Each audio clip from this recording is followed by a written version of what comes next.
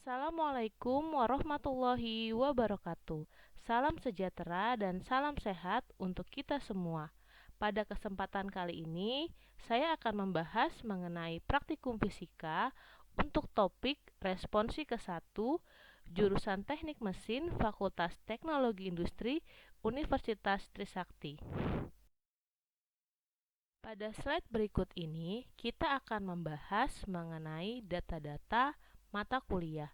Nah, mata kuliah praktikum fisika itu diberi kode mata kuliah yaitu IFI 105 dengan bobot 1 SKS pada jurusan Teknik Mesin di Fakultas Teknologi Industri yang waktu pelaksanaannya yaitu pada semester gasal atau semester genap.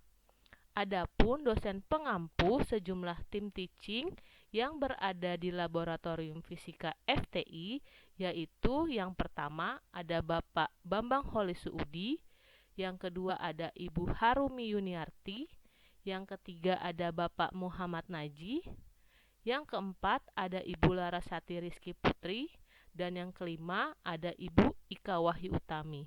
Nah, kami berlima itu didampingi dan dibantu oleh asisten laboratorium, yaitu mahasiswa semester 4 yang artinya sudah menempuh 80 SKS ke atas. Nah, rekrutmen ini dilaksanakan pada Fakultas Teknologi Industri dan Fakultas Teknologi Kebumian dan Energi. Tugas dari asisten laboratorium adalah membantu pelaksanaan praktikum serta mengkoreksi laporan mahasiswanya. Nah, selain asisten laboratorium, ada juga teknisi atau laboran yang membantu, yaitu Ibu Beni Wahyuni. Tugasnya antara lain menyiapkan peralatan praktikum, menangani kerusakan peralatan praktikum, dan selain itu Bu Beni Wahyuni juga sebagai administrasi yang diberi tugas antara lain adalah surat menyurat administrasi laboratorium, kemudian merekap data-data nilai praktikum yang telah dikoreksi oleh asisten laboratorium.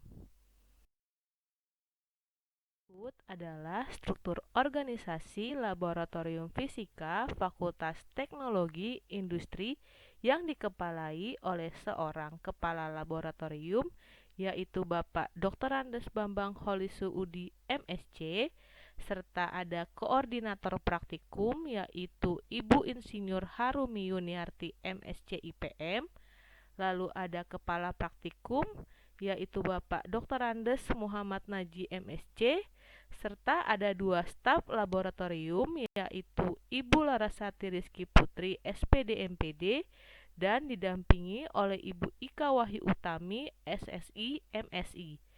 Nah, selain itu ada teknisi atau laboran yaitu oleh Ibu Beni Wahyuni SSI dan ada administrasi yaitu juga dengan Ibu Beni Wahyuni SSI. Nah, kami semua itu dibantu oleh para asisten-asisten yang berada di laboratorium fisika. Pada setiap mata kuliah pasti memiliki capaian pembelajaran yang telah disesuaikan dengan jurusannya. Pada jurusan Teknik Mesin terdapat dua capaian pembelajaran lulusan atau yang disingkat CPL. Yang pertama yaitu adalah capaian pembelajaran pada bidang pengetahuan 1 atau CP1.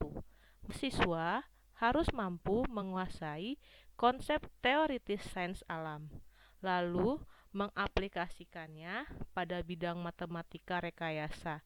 Selain itu, mahasiswa harus menguasai prinsip-prinsip rekayasa atau engineering fundamental. Lalu setelah itu sains rekayasa dan mampu merancang rekayasa yang nantinya akan diperlukan untuk menganalisa dan merancang sistem yang terintegrasi. Selanjutnya ada CKU 4 yaitu capaian keterampilan umum 4. Mahasiswa harus mampu melakukan kerjasama secara lebih efektif dalam sebuah kelompok kerja baik secara internal maupun eksternal maupun lintas disiplin dan lintas budaya. Selanjutnya, kita akan membahas mengenai capaian pembelajaran mata kuliah atau yang disingkat CPMK pada jurusan Teknik Mesin yang berjumlah 5 CPMK.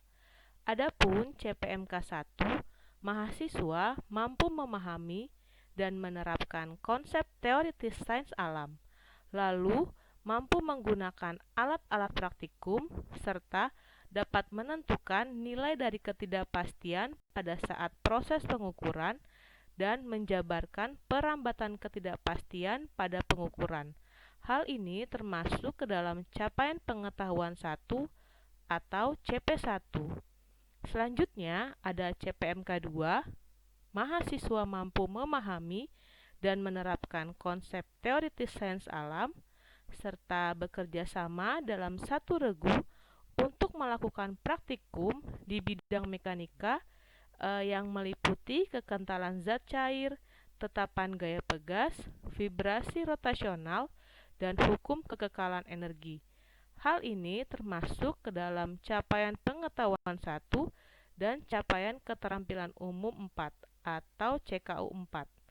Nah, yang ketiga ada CPMK 3, mahasiswa mampu memahami dan menerapkan konsep teoritis sains alam, lalu bekerja sama dalam satu regu untuk melakukan praktikum di bidang listrik dan magnet yang meliputi karakteristik lampu pijar dan medan magnet oleh kawat loop berarus.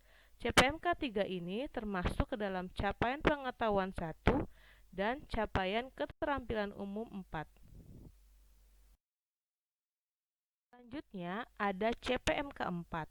Mahasiswa mampu memahami dan menerapkan konsep teoritis sains alam serta bekerja sama dalam satu regu untuk melakukan praktikum di bidang optika dan termofisika yang meliputi jarak fokus lensa positif, jarak fokus lensa negatif, dan tara kalor mekanik. Hal ini juga termasuk ke dalam capaian pengetahuan umum 1 dan capaian kompetensi umum 4.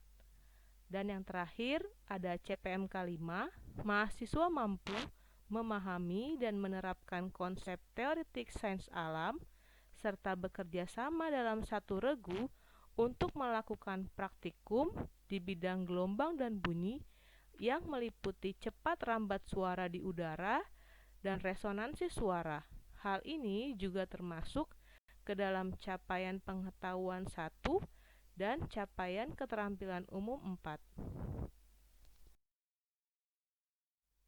Agar pelaksanaan praktikum fisika dapat berjalan dengan lancar, perlu kita ketahui bersama bahwa pada mata kuliah ini terdapat 14 minggu pertemuan. Di minggu ke-1 ada kegiatan responsi ke-1 yang membahas mengenai mata kuliah dan tata tertib praktikum fisika.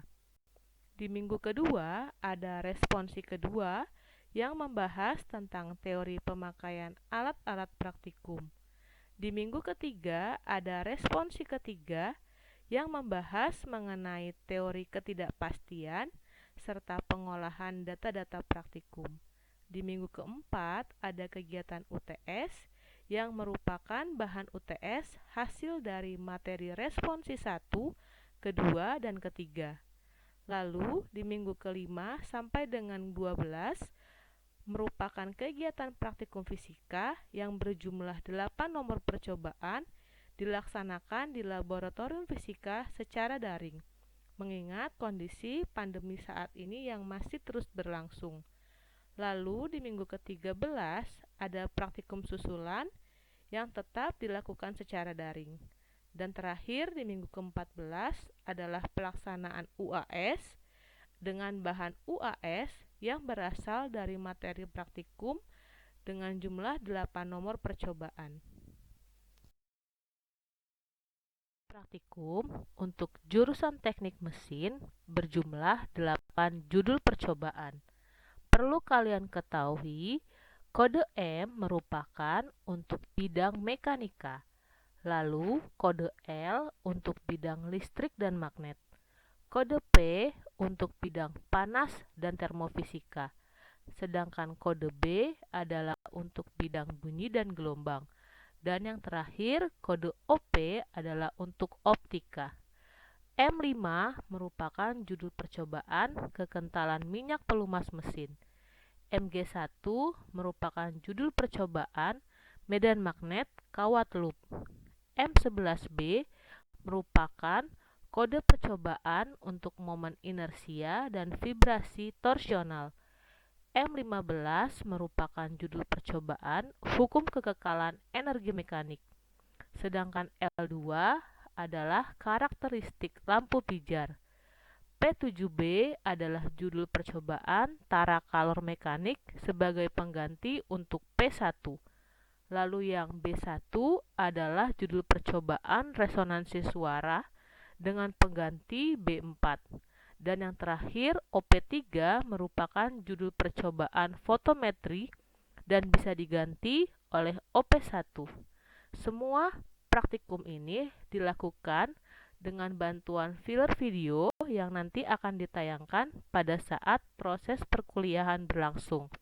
Kalian dapat menyaksikan dan dapat menonton kembali video tersebut di kanal YouTube yang telah disediakan oleh Laboratorium Fisika agar membantu kalian memahami bagaimana proses jalannya praktikum fisika dengan masing-masing judul percobaan untuk jurusan teknik mesin.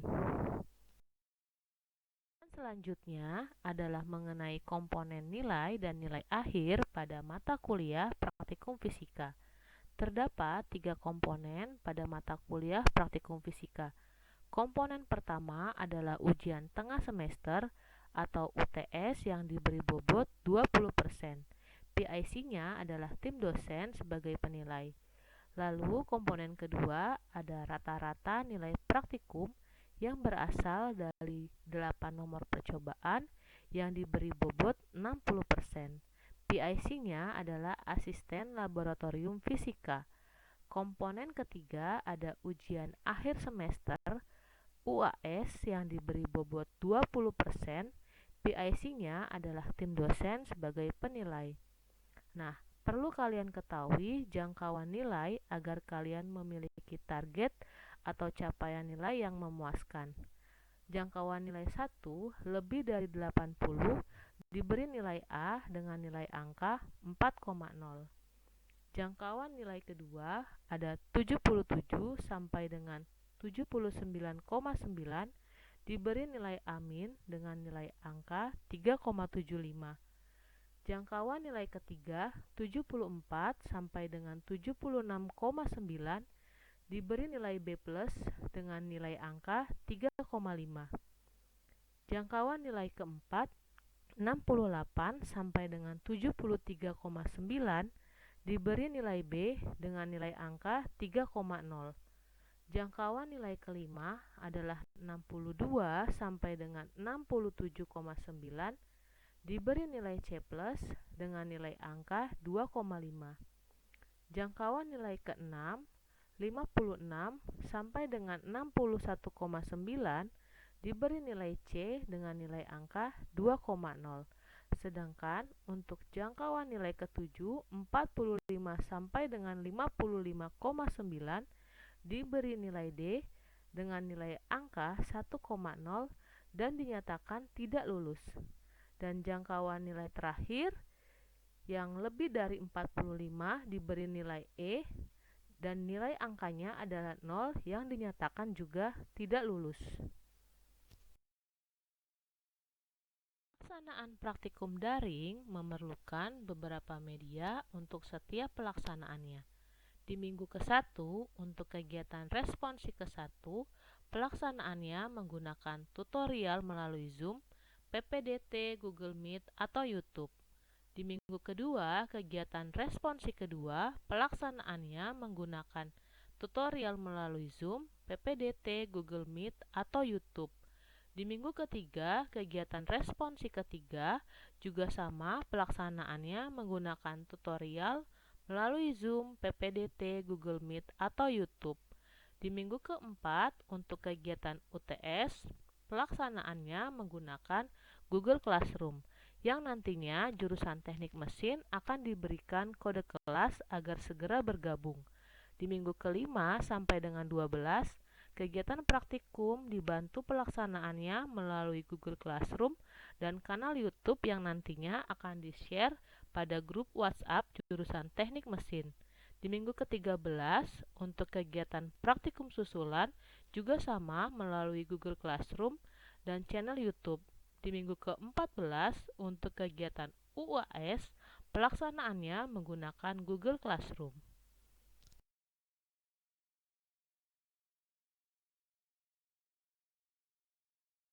Demikian untuk materi responsi ke-1. Kami tim teaching undur diri. Sekian dan terima kasih. Wassalamualaikum warahmatullahi wabarakatuh.